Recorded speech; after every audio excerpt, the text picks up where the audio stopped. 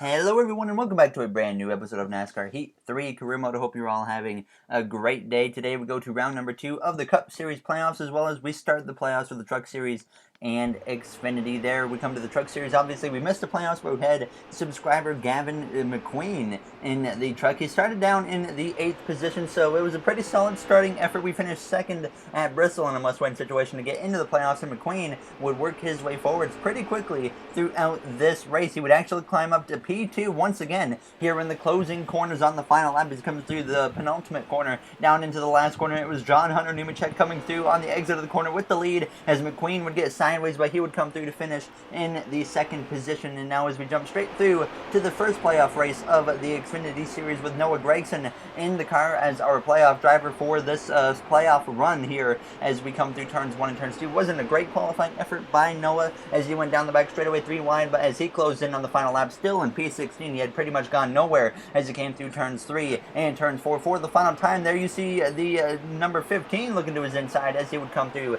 to get P17. And we jump straight through into Cup Series qualifying for myself as we were exiting turn 4 on our attempt as we would come through to cross the line going P8 with a 20.769. So hopefully we can have a strong run here in the second playoff race of the playoffs. Hello everyone and welcome to Richmond Raceway for the running of the Federated Auto Parts 400. Tonight we make our final stop at this 3/4 mile short track in Henrico County, Virginia. In previous years, this event marked the end of the regular season. But tonight, the stakes are even higher. A win at America's premier short track could move one of these drivers into the round of 12. With the unfamiliar Roval up next on the schedule, expect our contenders to really push to advance tonight. The NASCAR playoffs are in full swing, so let's go racing. Alright, we're ready to go green here with the Federated Auto Parts 400 at Richmond International Raceway. Chase Elliott, our teammate, has been struggling all weekend, so he is starting towards the back of the pack. Martin Truex Jr. got the pole, but he had unapproved body modification during qualifying, so the pole sitter is sent to the back of the field, as now that will put Kevin Harvick and Joey Logano on the front row as we get ready to start this race here for the second race of the playoffs. And we are underway here in Richmond from the 7th position. Kyle Busch on my outside as we start behind the 12 of Blaney and the 14 of Clint Boyer as we go down into turns 1 and turns 2 for the first time. Kevin Harvick leads the way as we exit turn 2, now heading down the back straightaway for the first time here in Richmond, side by side with the 14 of Clint Boyer as we go down into turn 3. Usually when we come to this track, it's always about a top 10 run or so, and we can just never really seem to get the speed that we need to have a chance at winning. So now as we head down towards turns 1, we'll look up the inside of our teammate of the 88 car of Alex Bowman, and we would get clear of him and move ourselves up into a top 5 position.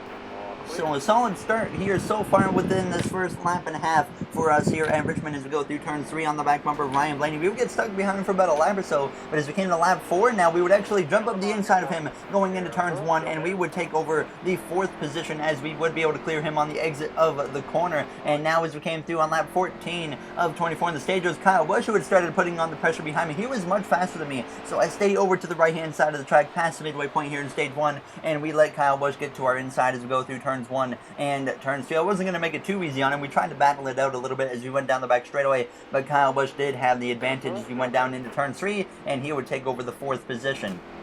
So Busch would drive away now as it came through just a few laps later on lap 17 going into turns 1. Now there's issues for Kyle Busch. In turns 1 and turns 2, he blows an engine as we exit turn 2 heading down the back straightaway. Kyle Busch is going to have to retire from this race as we go down into turn 3. One of the top playoff contenders here now is out of the race in race 2 of the playoffs as we came through now coming to the white flag in the stage. No caution obviously had come out, so we started this final lap in stage 1. We had lost quite a bit of time to the top 3 at this point as we come through turns 1 and turns 2 for the final time here in stage 1, heading down the back straightaway. Eric Almirola down behind us in P5 as we go down into turns 3 and turns 4 for the final time here in stage 1. On the exit of the corner, it is a great stage for us as we're going to come through to cross the line and go P4 as Kyle Busch, one of the top playoff contenders this season, the most wins on the season, is out of this race early, and that could be a huge hit to him if he has another rough race in the Roval. Other than that, he might be in decent shape, so we'll have to see how this point situation plays out for Kyle Busch,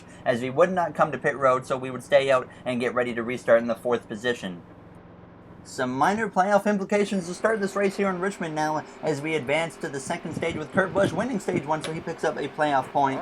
He and Joey Logano will lead the way for the start of the second stage here in Richmond as the green flag is back out from the fourth position beside the Ford car of Kevin Harvick as we go down towards turns 1, pushing the 22 of Joey Logano, trying to get him out front. He's still looking for win number 1 since back when we were in the 20 car. Now as we head down the back straightaway, losing a little bit of ground there as Harvick gets clear as we go down into turn 3. Harvick's teammate Eric Almirola looks to our inside now as we exit turn 4, trying to fight back but not able to do anything with him as Almirola gets clear, and now Keselowski looks to the inside of us here on the second lap in the second stage as we go down towards turns 1 and turns 2. It's Kurt Busch, Harvick, and Logano, your top 3, Almirola and myself 4th and 5th as we head down those back straightaway back to the outside, but we do get in behind Almirola as we go down into turn 3. Behind us is Larson and Keselowski side by side. I forgot to mention you will see the mirror off quite a bit again in this race. Always at Richmond the frame rate's pretty bad for some reason when the mirror's on, so you will notice that off now as Almirola sticks his nose up the inside there of the 22 of Joey Logano, who seems to be losing a little bit of time there as we get into the wall now as we went down the back straightaway into turns 3 behind the 22 and the 10 of Almirola and Logano, but Logano gets down just behind the 10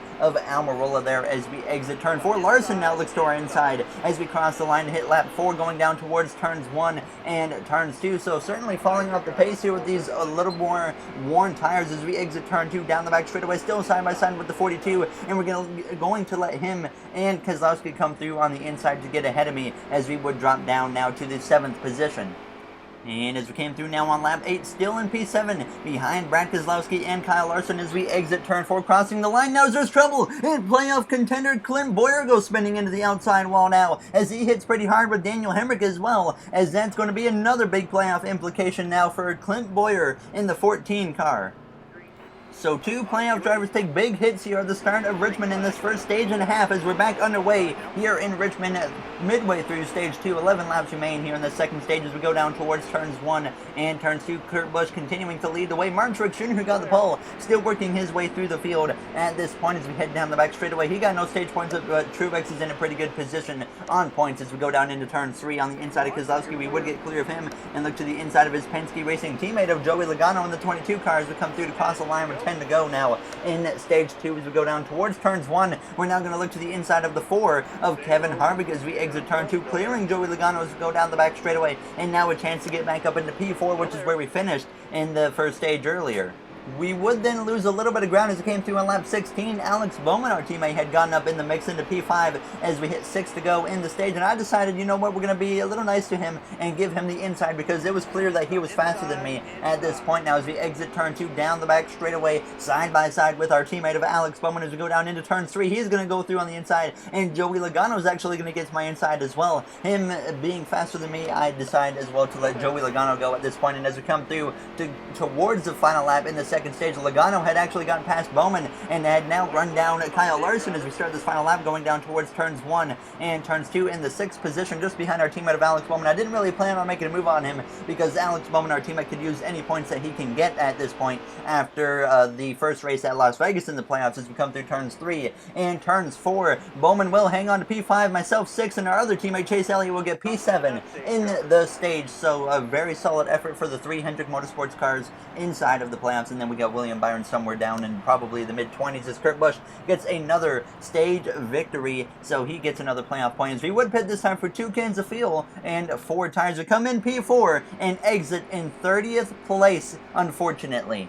Or sorry, I should correct myself. We came in P6 as we get ready to start this third and final stage as the green flag is out. This was a kind of a mixed strategy. I think a couple slower midfield teams actually stayed up towards the front of the pack because they took about 2 tires or so. So it might get a little bit interesting as we go down into turns 1 and turns 2, making the 3 wide up on the outside now as we exit turn 2, heading down the back straightaway behind Hamlin and Benedetto in the number 95 car as we go down towards turn 3, utilizing this high groove to my advantage now as we exit turn 4, heading down the front straightaway, coming through to complete the first lap of this final stage now on lap 54 of 100 as we go down into turns 1 on the outside of the 95 of De Benedetto, trying to work our way up into a top 20 position as quick as possible here in Richmond now side by side with the 62 car of Brendan Gaughan, as we're also going to try and look up the outside now of the 2 car of Brad Keselowski now as we exit turn 4, heading down the front straightaway, almost getting into the wall, but we do keep it clean as we hit 46 laps to go here at Richmond as we go down into turns 1 behind the 3 of Austin Dillon and another playoff contender in a bit of trouble,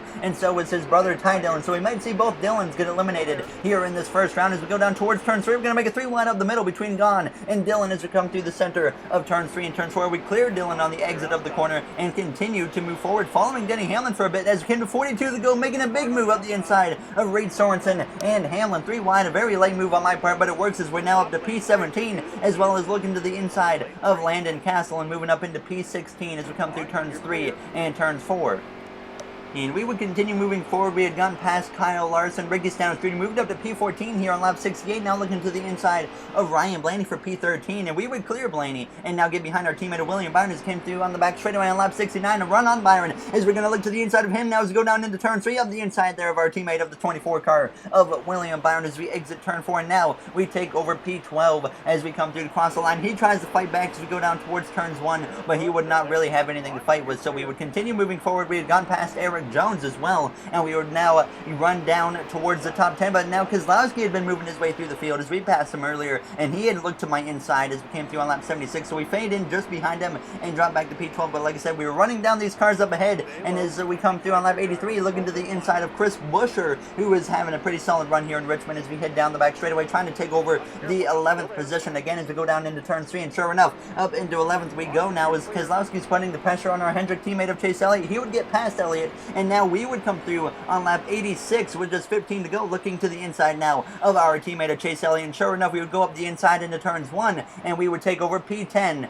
from Chase Elliott as we exit turn 2, heading down the back straightaway, so continuing to move our way forwards now as we came through on lap 94 at this point, still in P10, working our way at this point through lap traffic as we get to the back bumper here of Bubba Wallace. We're all grouped up here with Kozlowski, Boyer, and Bowman. There's Truex up ahead in the distance. We're not really quite close enough to him, but we have a chance to maybe pick up a few extra points here now as we go down towards lap 95. We're going to look up the inside there of Kozlowski as we go down into turns 3. A bold move there and a late move, but it's going to work as we exit turn 4 side by side with the two of Kozlowski as we try to take over 9th with 5 laps to go here in Richmond. It has surprisingly stayed green this whole final stage now as we go down towards turn 3, at this point approaching just 2 laps to go here in Richmond. Kurt Busch has dominated this race as we exit turn 4, coming through to hit 2 to go. Kozlowski now closing in on the back of me as we go down towards turns 1 now as Clint Boyer has a bit of a checkup. We're going to look up to the outside, and that was a bit of a mistake on my part because we got Landon Castle in front of us. Kozlowski gets to my inside as we go down towards turn 3, 3 wide up the middle we go now into turn 3. A little bit of contact there with the 2 car of Kozlowski as we exit turn 4 down through the tribal. The white flag is in the air here in Richmond as we go down towards turns 1 for this final time, back up the outside of Kozlowski as we're going to go 3 wide with him and Boyer, and then Kozlowski gets back in line behind Boyer now as we head down the back straightaway for the final time. There's Joey Gase in front of us now as Boyer is going to make it 3 wide. Not good for myself here on this final lap as we go through turns 3 and turns 4. Kozlowski gets ahead and we get stuck in traffic as we would come through to finish in the 9th position here in Richmond, and Eric Almirola would come through to win the race with Daniel Suarez up there in P2. So Almirola's first win in quite some time in our career mode. First win of the season. Kyle Busch finishes 40th down there, so not good for him at all. Certainly some playoff implications. A solid result for us, but Kyle Busch finished dead last. He's still 46 points to the good, but Clint Boyer, after spinning in stage 2, taking him away from any chance at points in the stage, has now put him in a position to where he is 2 points out. Kevin Harvick, he is mathematically locked in to the next race or into the next round, and so is Brad Keselowski. I believe Keselowski is just a few points to the good to lock himself in. So Keselowski doesn't have to worry, Harvick doesn't have to worry, and we don't have to worry. So 3 drivers at least locked in to the round of 12 after Richmond. So hopefully we can have just set our sights on this Roval having a good run. We know we can run well at the Charlotte Roval. We've gotten some wins there in the past. We've gotten some second places like last season when we were leading into the final chicane at the Roval, and then we hit the wall with Kyle Larson like right behind us, and we ended up finishing in the 2nd position. But as always, if you guys enjoyed this episode, make sure to comment, like, and subscribe. Those would all be very appreciated. Boyer, Austin Dillon, Ryan Blaney can all definitely point their way in. You can't see it on the screen, but Ty Dillon's still last. He's going to have to win his way in as he is, I think it said, 30 points out